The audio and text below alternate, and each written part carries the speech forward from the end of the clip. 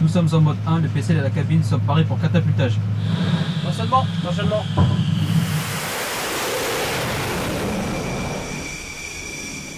Après 8 mois de rénovation et avant de partir en mission, a priori au printemps, le Charles de Gaulle refait ses gammes en Méditerranée depuis le début de l'année. Le porte-avions Rafale et son pont d'envol retrouvent peu à peu leurs habitudes. Tous les matins, on fait ce qu'on appelle des tirs à vide, c'est-à-dire qu'on vérifie le bon fonctionnement des catapultes qui servent à mettre en œuvre les aéronefs depuis le pont d'envol. Donc en fait, on fait la même procédure que s'il y avait un avion, mais sans sa présence. Oui, la fumée qu'on voit là, alors c'est quoi? C'est de la vapeur, c'est juste de la vapeur d'eau. La première activité du matin, là, c'est la cueillette. Ça consiste à retirer du pont tous les objets qui peuvent être dangereux pour le personnel ou les avions ou les hélicoptères. Je crois que la poubelle était quasiment vide, c'est qu'on fait bien notre boulot. C'est la première condition du matin pour bien commencer les catapultages.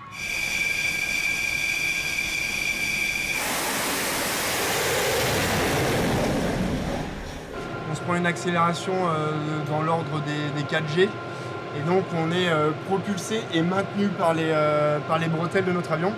Donc là, c'est vraiment un gros coup de pied aux fesses pour accélérer et faire voler notre avion en quelques secondes.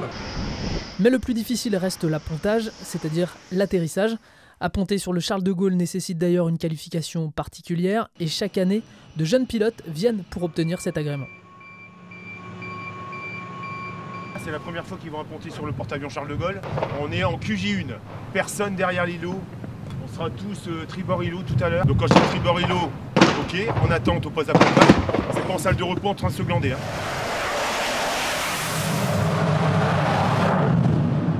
Il n'y a qu'un pilote de chasse embarqué qui peut former un autre pilote de chasse embarqué.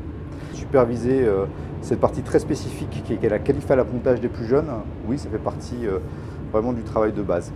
Pour apponter, le pilote doit arriver bien dans l'axe de la piste, aidé par le miroir d'appontage qui lui permet d'ajuster sa trajectoire, et accrocher la crosse de l'avion à l'un de ces 3 câbles appelés des brins. Ils sont disposés sur la piste pour que l'appareil soit freiné au moment où il touche le sol. Tout à l'heure, on a eu un avion, la crosse, elle tape entre les brins, elle rebondit et elle passe derrière les brins. Le pilote, il ne peut pas savoir visuellement s'il a attrapé, même s'il a volé, il se dit « j'ai volé tout parfaitement ». Bam, plein gaz, il ne réfléchit pas. Et là, soit ça s'arrête, là on est dans les ceintures, dans les bretelles, hein, c'est un crash contrôlé d'une certaine manière. Donc on passe effectivement de 200 km/h à 0 sur 70 mètres, donc c'est un bon manège. Mais si ça n'attrape pas et qu'on est reparti, il faut tout de suite se remobiliser. Il faut revoler ses instruments pour s'extraire du sol et repartir. En gros, vous devez, avec un avion qui se présente à 200 km/h, sur un bateau qui est à peu près à une piste qui est à 20 mètres de haut, qui avance à peu près quasiment 50 km/h, et vous devez toucher, vous poser sur l'équivalent d'un terrain de tennis. Un jeune qui va être qualifié là, il sera confirmé, c'est 25 à 40 appontages plus tard. Tant qu'ils ne sont pas confirmés, ils ne peuvent pas aller faire des missions opérationnelles à partir du porte-avions.